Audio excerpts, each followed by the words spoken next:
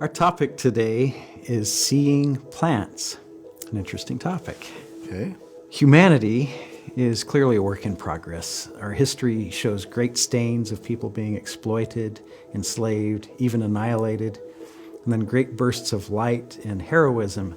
And yet there's one class of beings that has been vastly overlooked and that is far greater in number than any of the groups that we have looked at so far.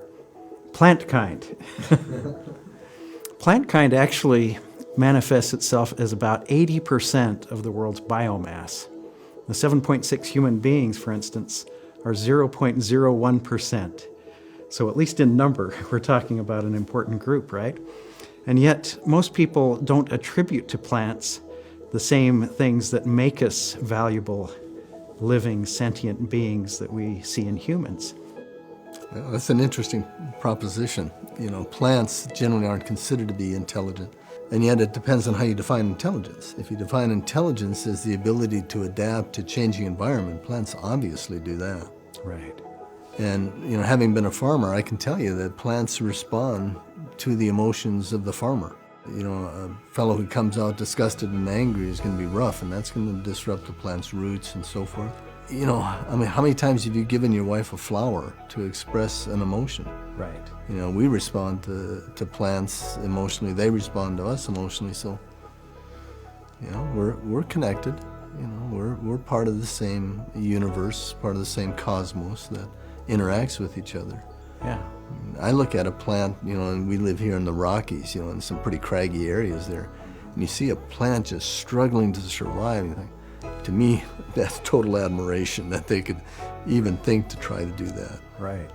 It's pretty interesting to me that although Eastern science and probably most people at different times and in different ways have observed a humanity, if you will, in their plants, that Western science and its methods really hasn't until recently been able to start actually giving evidence of a plant having five senses. Although manifest differently from human senses, they do see, feel, smell, even taste. And that causes me to wonder about the way I've looked at and treated plants. Well, plants, obviously they see. They rotate to the light and so forth, Yeah. Plants respond to chemical signals, and so do we. How do we respond to plants? We often respond to plants because of their fragrance. Right. Or we respond to them because of their visual beauty. Mm-hmm. Some of the experiments, some really interesting ones, take two plants and you put, kind of a noisy music over here, or even kind of anger type of vocalizations, and then over here more of a melodic. Right. And the plants will respond differently. Right. And so, what's causing that? What is the sensation that they're feeling? Obviously you and I are sitting here because we can both visually interact, but we have an auditory interaction. Mm-hmm. And so, our emotions change in part because of the visual and auditory field that we're in. You think how sophisticated a plant is, without organs, without a brain, without a spine, and yet to be able to observe, to react, to remember, to predict, and even communicate. Our Western science is finally catching up with what has long been observed by Eastern science and by humanity in general.